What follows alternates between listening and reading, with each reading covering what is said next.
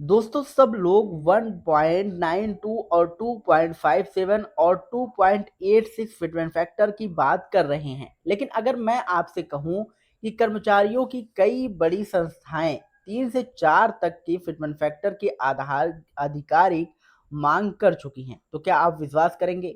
और सबसे बड़ी बात, इन मांगों के पीछे सिर्फ अनुमान नहीं बल्कि सरकारी डॉक्यूमेंट, सुप्रीम कोर्ट के फैसले और कानूनी आधार मौजूद है। आखिर क्या है पूरा गणित और कितना बन सकता है आपका फाइनल फिटमेंट फैक्टर?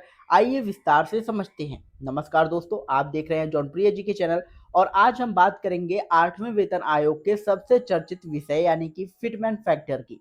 तो विभिन्न केंद्रीय कर्मचारी संगठनों ने अपने अपने मेमोरेंडम वेतन आयोग के समक्ष प्रस्तुत कर दिए हैं और इनमें फिटमेंट फैक्टर को लेकर काफी बड़ी मांगे रखी गई हैं। सबसे पहले बात करते हैं भारतीय प्रतिरक्षा मजदूर संघ यानी कि बीपीएस की। तो इस संगठन ने 4.0 फिटमेंट फैक्टर की मांग रखी है। यदि यह लागू होता है तो पे लेवल 1 की न्यूनतम बेसिक सैलरी सीधे 72,000 रुपए तक पहुंच सकती है। इसके बाद एनसीजेसीएम, स्टाफ साइड और all India railway men's federation की तरफ से 3.83 फिटमेंट फैक्टर का प्रस्ताव दिया गया है। इस आधार पर न्यूनतम बेसिक वेतन लगभग 69,000 रुपए बनता है। यही मांग all India defence employees federation यानी कि AIDEF ने भी रखी है, जो रक्षा कर्मचारियों का एक बेहद पुराना और प्रभावशाली संगठन माना जाता है। महाराष्ट्र ओल्ड पेंशन संगठन ने 3.8 फिटमेंट फैक्टर की मांग रखी है, जिसके अनुसार न्यूनतम बेसिक वेतन सैलरी लगभग 68,400 रुपए बैठता है। वहीं पोस्टल विभाग के संगठन FNPO ने 3.0 से 3.25 तक का फिटमेंट फैक्टर की सिफारिश की है, जिसके अनुसार न्यूनतम बेसिक वेतन 54,000 रुपए से लेकर 58,500 रुपए तक हो सकता है। फेडरेशन ऑफ वेटरन्स एसोसिएशन ने भी न्यूनतम 3.0 फिटमेंट फैक्टर की मांग रखी है। इतना ही नहीं, उन्होंने यह भी सुझाव दिया है कि रक्षा कर्मचारियों की प्रारंभिक सैलरी पे लेवल 3 की जगह पे लेवल 5 से शुरू होनी चाहिए।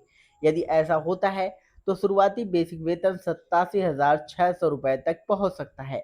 अब सवाल यह है कि आखिर ये सभी संगठन इतनी बड़ी मांगे किस आधार पर कर रहे हैं? क्या यह लेवल मांग है, केवल मांग है, या फिर इसके पीछे कोई मजबूत तर्क भी है? यहीं से शुरू होती है पूरी कहानी।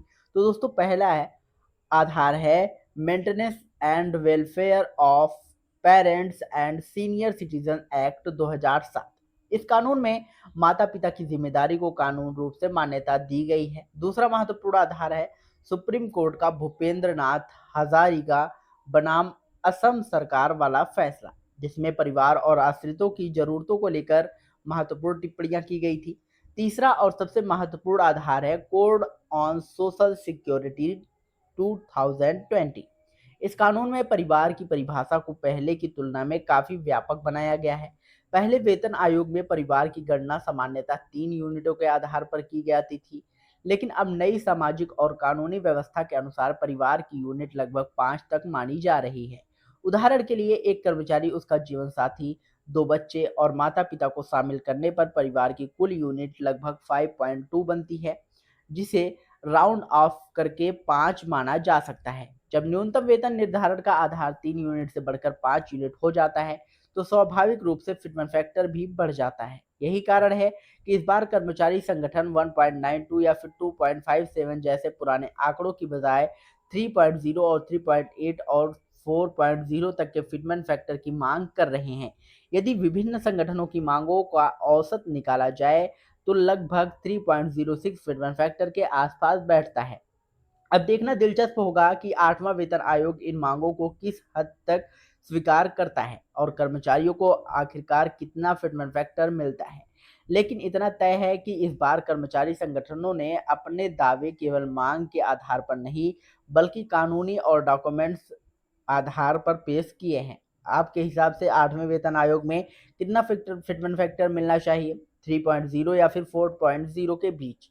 अपनी राय कमेंट बॉक्स में जरूर बताइएगा। अगर आपको ये वीडियो पसंद आया हो तो वीडियो को लाइक करिएगा, शेयर करिएगा और यदि चैनल पर पहली बार आए हों तो चैनल को सब्सक्राइब करके बेल आइकन जरूर दबाइएगा, क्योंकि हम ऐसे महत्वपूर्ण अपडेट्स आप लोगों के लिए हमेशा लाते रहते हैं। मिलते हैं नए वीडियो में नई अपडेट के साथ, तब तक के लिए जय हिंद, जय भारत।